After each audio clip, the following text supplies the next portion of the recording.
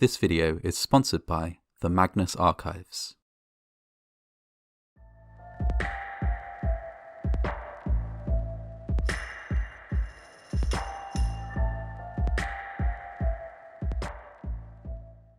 On the night of the 28th of August, 1859, skies around the world lit up with spectacular displays of light.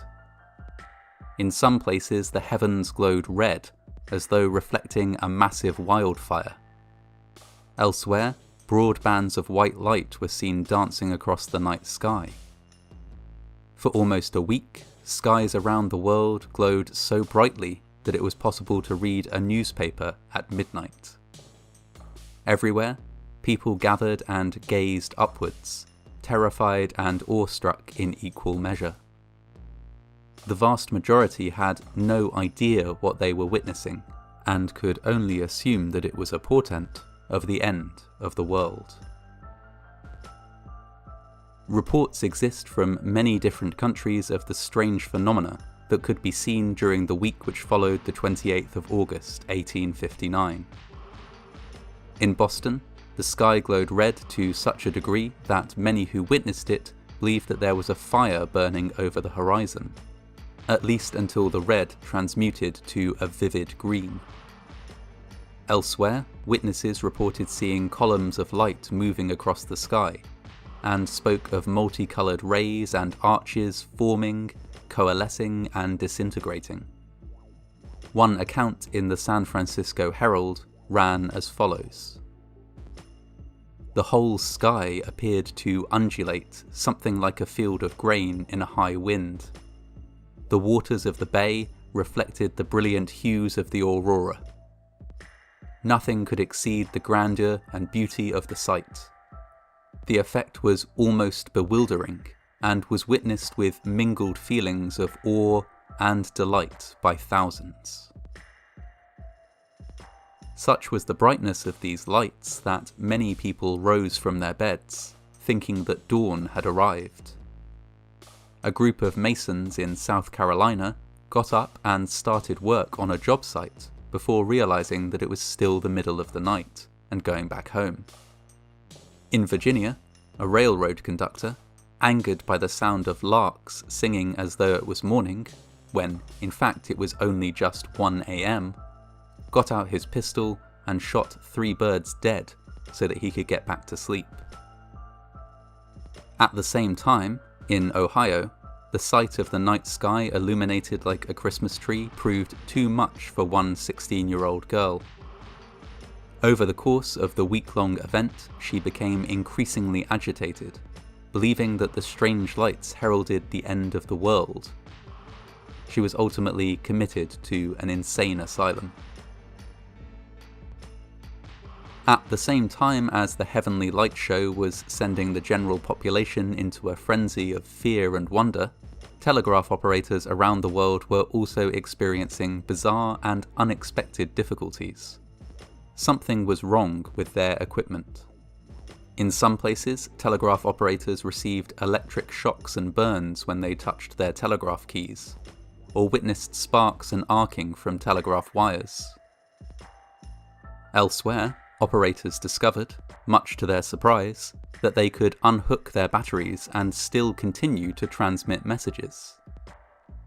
Operators on the American telegraph line between Boston and Portland, after briefly marvelling that they could work without batteries, went about their business sending the messages of the day as normal, batteries disconnected. Newspapers during the week of the event were dominated by accounts of the lights in the sky and the disruption of the telegraph system. In some cases, this was all that could be printed, since interruption of telegraph services meant that no news dispatches from the wider world had come in. All in all, these events defied explanation, leaving many to speculate that they were signs of the coming apocalypse. The actual explanation was rather less catastrophic, and would be uncovered by the report of a British amateur astronomer, Richard Carrington. On the 1st of September, 1859, he was in his private observatory, on his estate just outside London, busily monitoring sunspots. Sunspots are dark patches often seen on the surface of the sun, and Carrington had devoted a great deal of time to tracking their movements, as he believed that their importance was only just beginning to be understood. While he was busy with his work, Carrington witnessed something unusual. Two patches of intense white light appeared on the surface of the sun, flared briefly and then disappeared. Intrigued, Carrington made a drawing to capture his observations, something he would later send to the Royal Astronomical Society as part of a complete report. Although he didn't know it at the time, Carrington had just witnessed two in a series of solar flares.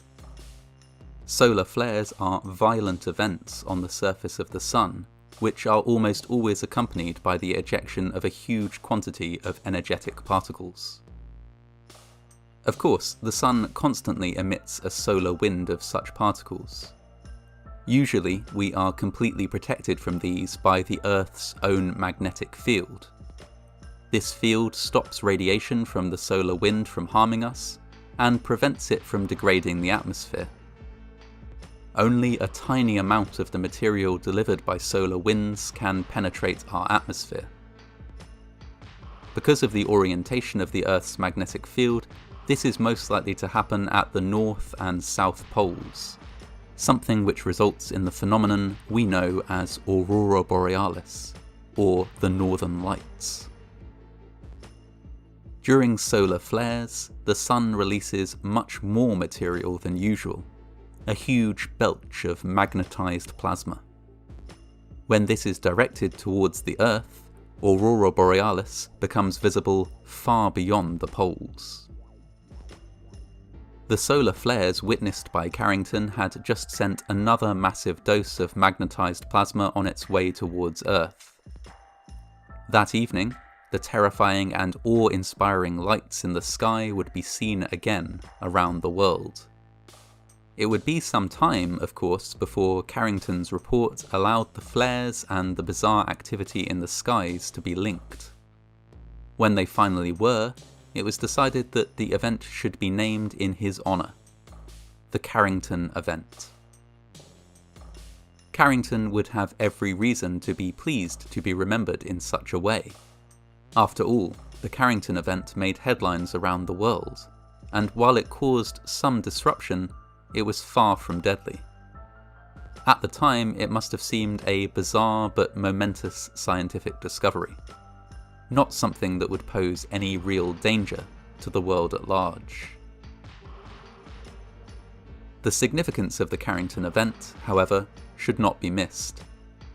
In 1859, electrical technology was relatively basic, with the telegraph system the only piece of technology in widespread use that was reliant on electrical power. Since then, much more of the world's infrastructure has come to be dependent on electricity. Which begs the question, what would happen should a Carrington-level event occur today? Unlike in 1859, it's fairly likely that we'd have some warning when a geomagnetic storm might affect the Earth. Systems currently in place should allow us at least one full day to prepare, and the long-term effects of the event would be very much dependent on that preparation. A quick and coordinated response would involve taking any systems that might be damaged by the event offline for its duration. In this best-case scenario, then, a Carrington-level event would mean a week of severe disruption the world over, but only a week.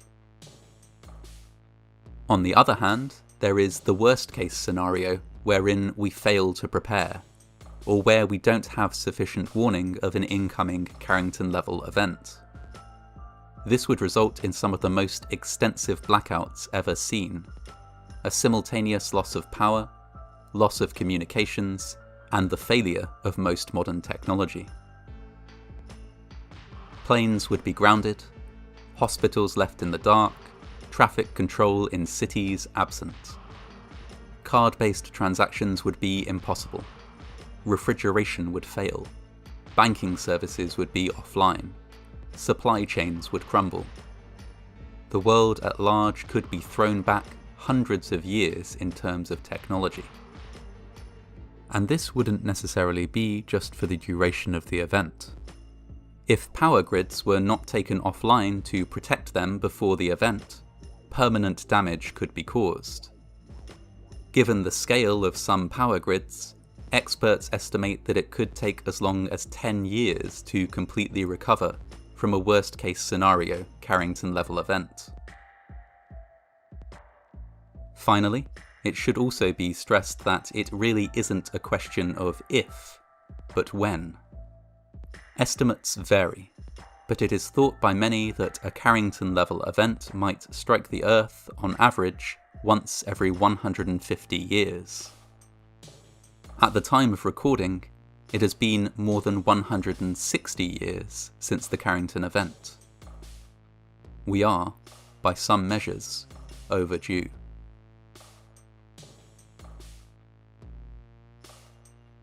If you enjoyed this, or any of my stories, you'll almost certainly enjoy the Magnus Archives, a horror fiction podcast that was kind enough to sponsor today's video. The premise of the Magnus Archives is simple. Each week features a different case file from the archives of the Magnus Institute, an ancient, London-based organisation dedicated to researching the paranormal and the unexplained. These are my favourite parts of each episode. The stories range from dark and creepy to the odd bit of monster horror, and they're presented in a way that makes them feel unnervingly real.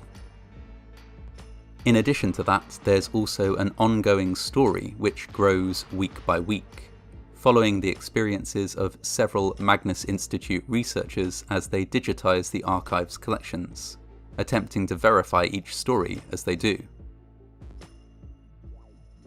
It's extremely well made, superbly creepy, and it's just reached its conclusion after more than 200 episodes, which means that you can binge the whole thing from start to end if you feel like it. I was genuinely thrilled when the Magnus Archives asked if they could sponsor a video, and I'm not the only one who thinks they're an excellent podcast. The show has won multiple awards and has a huge, dedicated fanbase. If you're into horror fiction at all, this is definitely something worth checking out. To find out more, subscribe or listen for free, search for the Magnus Archives wherever you listen to your podcasts, or visit www.rustyquill.com.